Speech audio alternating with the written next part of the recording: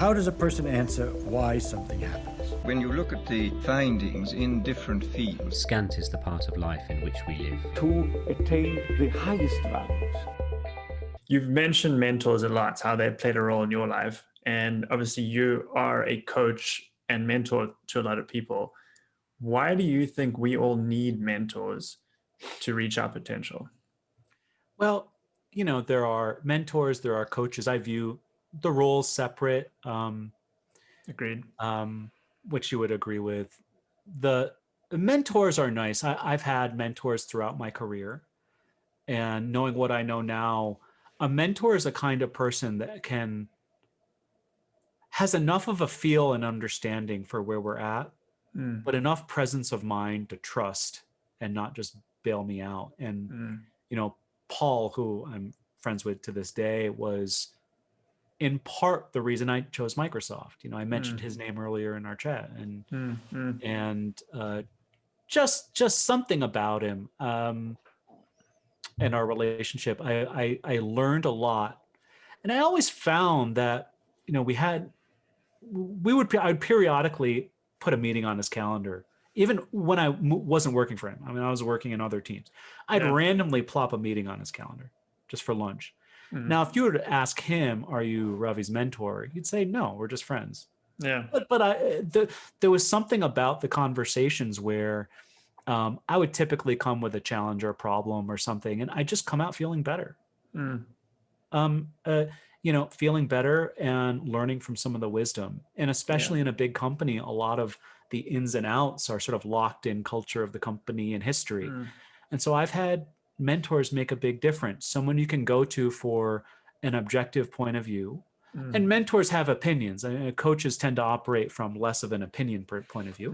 That's a good distinction. Mentors have opinions. So I am curious, like you, if you're a mentor for me around learning, like I'm curious, what do you think about something? How have you done something in the past, Andrew, around learning, creating a learning environment? I would look to you as a mentor, someone I could learn from.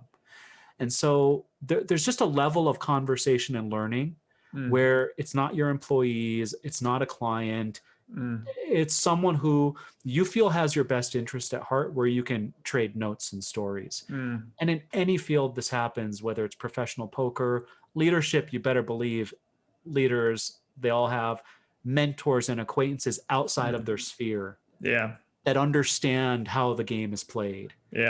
And now as a coach, many of my past clients, I've become a bit of a mentor. Some of my former employees reach out for advice. But, when I'm working with a client, what I find is even more powerful is operating in that coach mode where there's less of the mentor. And there's more of the coach, where people start realizing, which by the way is a capacity we all have to realize, like to get something, realizing just how much they have within themselves, just what those capacities are. And so that's the distinction I make with coaching. Go ahead. No, sorry to interrupt, because I'm glad you made that distinction, because I blurred those two in my question. And I think so well put. You've done a good job of explaining why we need mentors. Can you elaborate a little bit more on why you think we all need coaches? Because this is something that not everyone defaults to having in their life, right? Most coaches also do not operate as mentors. So if you look online, coaching is now a buzzword. So people say, instead of hire me as a consultant, I'm your coach. I'm your health coach. I'm your marketing coach. I'm your copy coach. There's copy coaches, copywriting coaches, there's speech coaches. And they're going to tell you, here's my 7-step process for unlocking the power of your words and all of that stuff. There's nothing wrong with any of it. But when I say coaching, what it's about is approaching a human being, knowing in your bones as the coach, in your bones, that they have everything within them to be completely happy, successful, and move forward. And it's an attitude, because if I approach a client thinking I'm the secret to their problem, all of a sudden I'm just bootlegging my insights over to them and then saying, hey, look at what a great coach I am. Right. Now, that only comes when we can actually experience it. Now, if you actually can experience how you've been able to be resilient, find your way through, solve problems, innovate, create, from nothing to something, like something has come Yeah. from within, then you get it. And so as a coach, it doesn't mean I just keep saying, what would you do, Andrew? What would you do, Andrew? What would you? I mean, that would be annoying. There's a Right. lot of art to it. Right. And there's a bit of teaching involved, like helping people gain a better map of their own internal territory. There's a bit of that. But it is, if the point is for someone to deploy my strategy and advice, then I'm always going to suppress the power of their own wisdom. Yeah. And I hope everyone listening, I believe every human should work with a coach at some point in their life. And it is an art. And there's the reason I went through training is as much as I had worked with coaches, it is tremendously hard.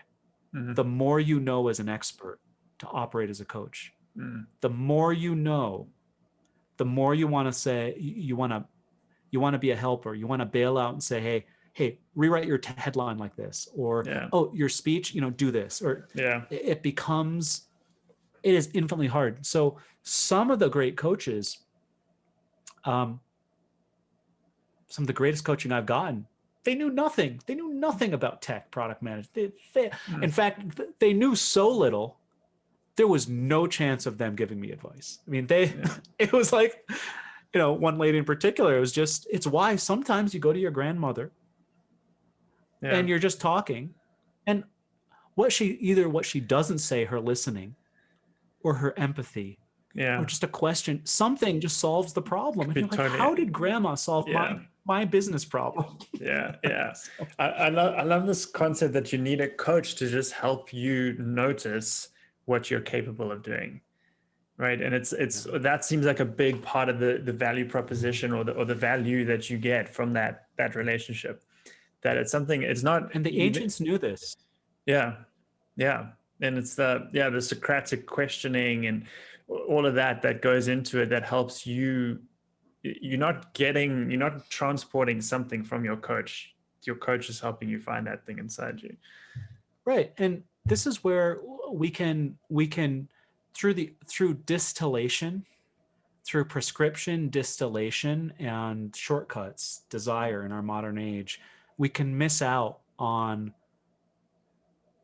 what cultures have known for a long time, that a lot of these questions, they were relationships. Okay. So whether it's the guru tradition or the monk tradition or even Socratic method, there was the community, there was an exploration going on, and there was a kind of tour guide, Socrates, or there was the guru tradition or just the teacher tradition in ancient India. I mean, there was a culture. Yes, community. I know community's your jam. Like there was a community, there was a culture, there was an inquiry that also was guided. Yes, guided. And so the thing about, I'm a coach. Many of my clients find this funny. I work with a coach as a coach. Sorry to tell you, I'm a coach. I work with a coach. Every coach I know that is good is working with a coach. Now I go on and off. Sometimes I'm in a group program, sometimes one-on-one, but look, I know I'm up against the wall of my thinking in psychology. I am up against that. And there is something about community and being in conversation that helps us catch a glimpse of something beyond. Yeah. And it's beyond friends and mentors.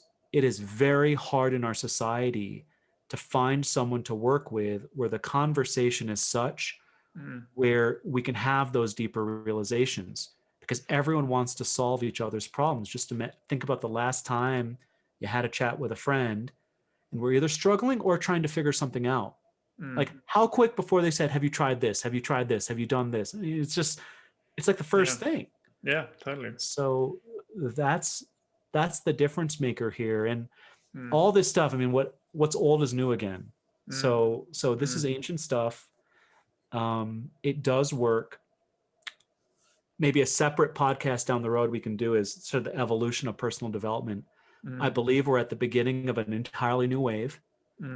It's not meditation. It's not consciousness. It's not yoga retreats. It is a awakening of an insight tradition that is really the point of meditative traditions anyway. It's not meditation, it's awakening the insight.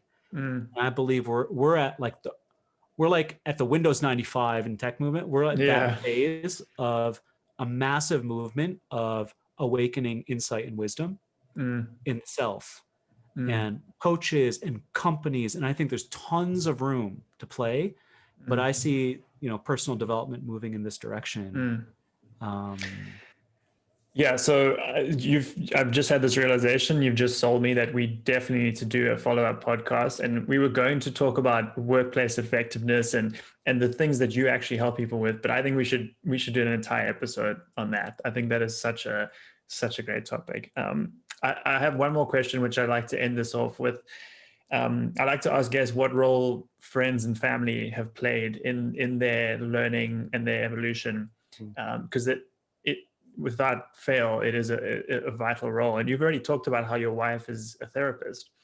I'm curious and you've got a young son, what role have they played in your evolution? With my son is 20 months old. Do you have a kid, Andrew? Yeah, 8 months. 8 months. Oh, nice. Okay. Yeah. Yeah, I know you've seen my son Zoom bomb. Yeah. Now you can see his crib behind me here. Oh, okay. I couldn't quite tell what this was. Okay. Good. Yeah. So, 20-month-old son, everything I've talked about now is like an infinite dimmer switch. Okay. It's not that I know something completely. Everything I'm talking about is a dimmer switch in the sense that having a son has had me realize, where I'm stuck in my patterns, where I'm stuck in my expectations, where I'm stuck in thought, where I'm stuck in things needing to be a certain way, where I'm stuck in also not quite seeing the depth of human connection. I mean, when he was born, I realized there's an entirely new realm of connection that was always there. It's not that he was born and I've turned on a new spectrum of light that I'm now seeing. It's always there. You know, so I'm just the depth of communication, human connection, the depth of insight and intuition. I don't know if you've noticed the different cries of a baby yet. Completely. I'm starting to learning, like, is it a wet diaper, hunger, or crying wolf? Well, that's a level of nuance. I love it. Totally. There's like all this stuff. Now, some of it you can say is just pattern recognition and whatever and noticing, but man, there is so much. I mean, the subtlety. And a big theme maybe today we've talked about is learning curves. My son is learning so much. I mean, where's he learning from? He has daycare, but he's picking things up. He's innovating. I mean, none of this is effort. I look at him trying to climb stairs. He's now working on going downstairs. So he sort of goes down butt first. He's trying to go standing. It's a little dangerous. Like kids are always trying to kill themselves. It's like, what's going on? Tell me about it. We like bubble wrapped everything practically. Now we're just like trying to keep up. But the learning, the kind of, so here's something interesting sort of to leave your listeners with. What would it be like to make effortless progress? Because I look at my son and he's deploying energy and he's learning tremendously. And like he spent half an hour this morning pushing a truck around our house. Now, he wanted me to push another truck with him. One lap around our house, my hamstrings were burning. And he's just half an hour laughing. I'm like, this is the most tremendous CrossFit ever. And he's right. So just for my son, I'd say, because that's really fresh for me, is we have expectations around how things need to be. And with learning around how it needs to be, there's way more communication, capacity for learning, and a feeling that it can be done in, that we don't need to use positive thinking to make it feel good. We just have to, I don't know any other way to say it. We need to just experience and see like a new possibility. But for him, it's just shifted a lot of how I operate. And very pragmatically, even this like routines and habits I thought I needed, all out the window. I mean, I don't know about you. Forget about it. Sleeping, Yeah. forget about it. Yeah. And so I don't need my daily meditation. I don't need, I Yeah. love it. I love it. But if I Yeah. don't have it, I can be fine. Yeah. Yeah. So I've loosened up on a lot of the habits and Yeah. stuff, just operated from a much more trusting internal capacity and knowing within myself. And my wife also, same thing. Yeah.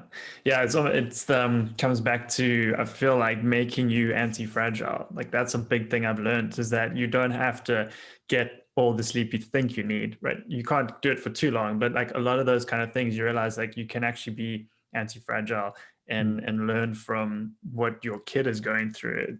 That's, I could go on forever about that. And what I love about some concepts, books and concepts aren't bad. What I love about like Taleb's work on anti-fragile is it helped me see that things that are stressors don't have to be bad. I mean, just sort of understanding this principle of anti-fragility is helpful. It's helpful. It can be very helpful. So